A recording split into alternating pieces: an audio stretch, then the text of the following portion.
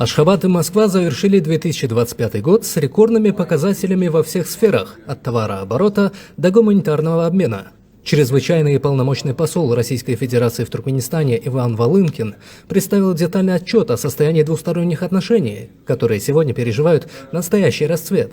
Как сообщил Волынкин, прошедший период ознаменовался исключительной интенсивностью политических контактов на высшем уровне. Президент Сердар Бердымухамедов дважды посетил Россию, а визит Владимира Путина в Ашхабад в декабре стал знаковым завершением года. Особую роль в укреплении стратегического партнерства сыграл национальный лидер туркменского народа Гурбангулы Бердымухамедов, чей вклад способствовал расширению делового и межгосударственного диалога. Экономический вектор сотрудничества показал впечатляющую динамику. За 10 месяцев товарооборот между странами вырос на 35%.